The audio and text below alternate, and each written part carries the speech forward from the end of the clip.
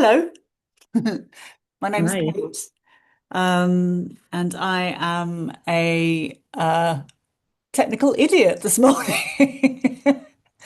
But when I'm not doing that, I'm a writer and a mentor and a facilitator.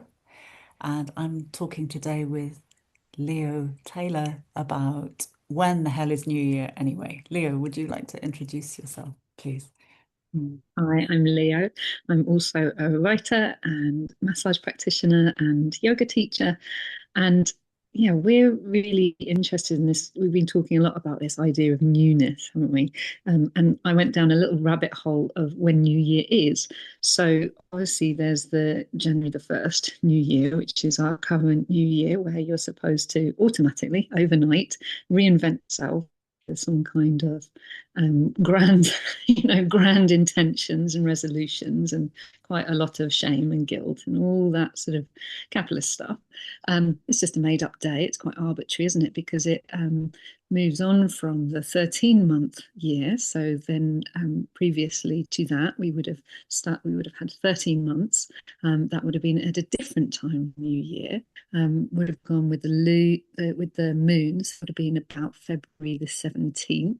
Sounds a little bit more reasonable, maybe in terms of spring, which is another new point we could look at. So there's Imbolc, which is February the 3rd, which is halfway between the spring equinox and winter solstice. So those other newness that we could be looking into in terms of natural cycles.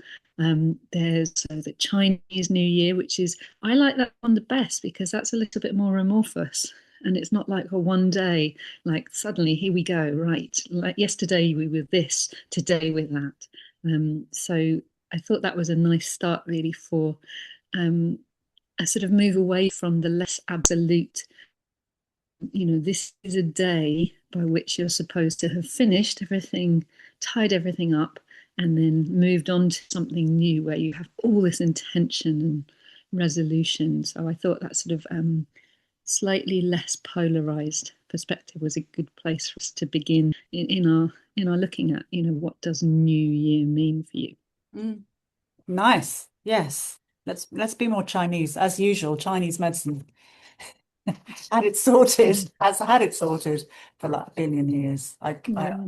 I find that again and Mm, again and again.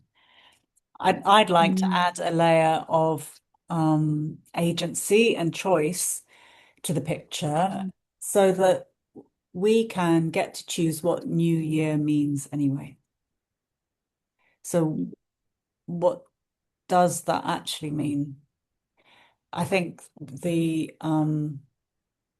dominant cultural meaning is that it's a leap into action. But if mm, we haven't had any rest or reflection time, like because like we all get that in December, right? We get lots of rest and reflection in December. Oh, yes, we do. It's like, there's no space for any of that for most people.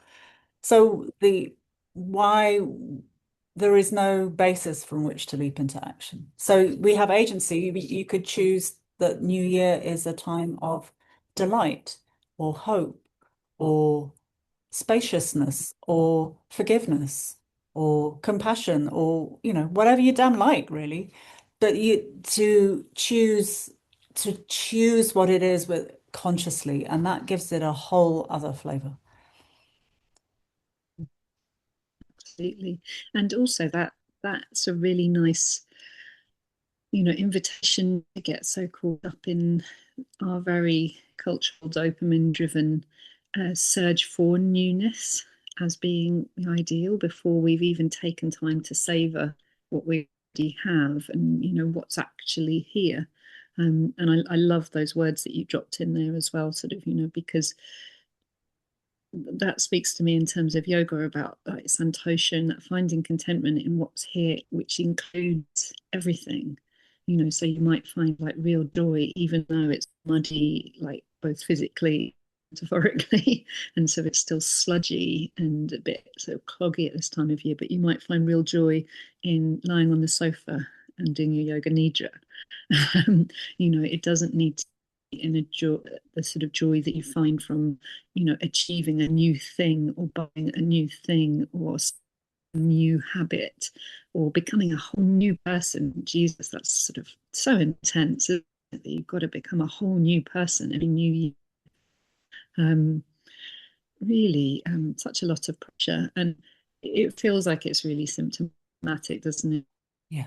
Our culture that, you're never enough. So you've got to keep with this constant reinvention and improvement, which has even come up a lot in the wellness industry, hasn't it? Like, we Oh have to yeah. be really mindful not to promote that. Yeah. You're not good enough.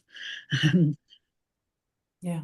This year there was somebody in my community who posted furiously. It was just she was just channeling genius. She wrote, I bloody love old me. Old me got me this far. Old me is such a stalwart, determined grand. It's like old me knew so much and she grew out of the shit that came before that. It's like, oh, old me, I love old me. She Yeah. just expressed it so brilliantly clearly. Exactly what you're saying, that what is there already is there to be savored. And it's not so much broken needing fixing or reinventing, um, and how much contentment that might bring as well, because that is so liberating, isn't it? If old me is just fine, then old me doesn't need anything else. Yeah. It can't be sold to, can't Yeah. doesn't need a new thing to thrill or whatever. There's a sense of contentment. What might that leave space for? Um, space for you to receive as well. Sort of, So Yeah. Well, yeah, I think that's let's really powerful. space to receive. Let's make a space for that because we are running a 2-day retreat about receiving. It's called On Receiving. That is on the 29th of March and the 29th of March, 26. 26th of April, in Barkham in East Sussex. And it's I'm really looking forward to diving into somatic practice, yoga, movement, Mm, inquiry, and process work to kind of my feeling is to loosen the stitching of the stuff that stops us receiving, to sort of to create more ease and openness and space to receive. And that will include looking at your patterns, and then very importantly, having the space to do the movement and the grooving and the chatting and the quiet mm, to allow you to integrate that so that and there'll be time for practice in between and then reflections when you come back for the second day. Yeah, I'm really looking forward. mm. Yeah, me too. I think it was, when we devised this sort of theme for it, I was like, this is just perfect because I everybody I meet, like within my therapeutic space, they're apologetic for having come. And it's that, there's such a barrier to receiving, even when they're injured or really ill. There's a sort of guilt and difficulty about lying still. Like, I'm sure you've had the same, like when you're doing body work, like, you're massaging someone and they're, sometimes I'll do something where I hold someone's arm up and like I'll notice that they're doing, so I just let go and their arm is still up in the air. I'm like, that's so interesting that even in when you've paid to go to receive really specifically, there's still such a barrier to really letting go. So I think that's why really we really wanted to do it over 2 days and having space in between, wasn't it, to really integrate, and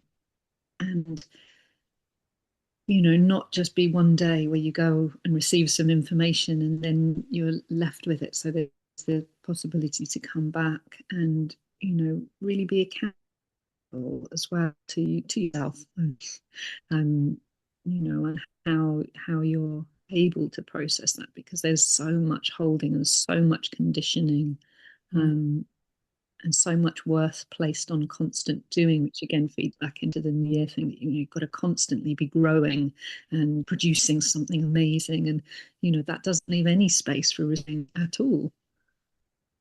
Absolutely.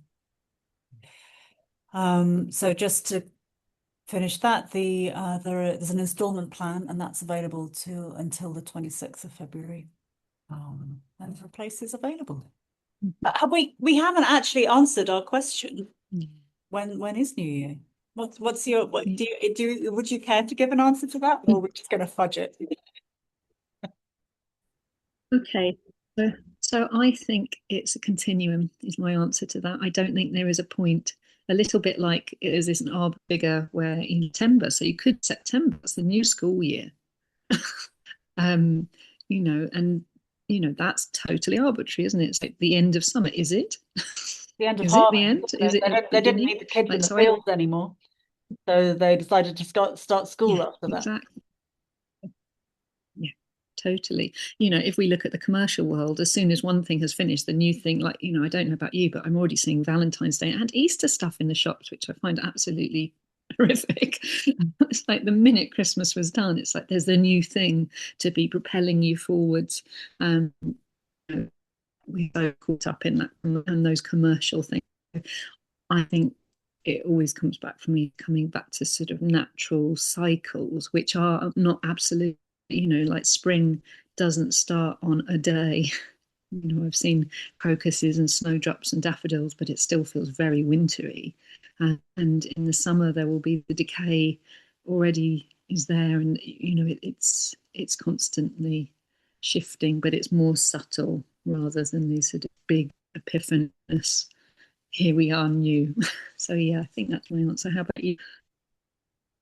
Well, I have a bit of a routine around this, and it's how can I say? I have a routine around this. This is how I do it.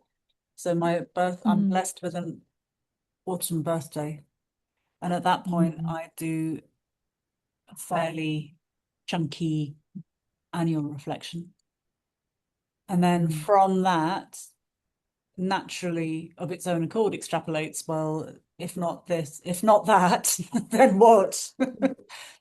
yeah. What needs to happen? What support did I not allow allow myself to receive in the past year, and what would Mm, I like to receive? So it naturally extrapolates into um newness, into some sort of desire or clear need for something different, support. And it's always an internal thing. And so mm, so that I kind of cook it kind of really through to the solstice. So that's mm, a couple of months. Um, and then by the time I have exhaled after Christmas, mm,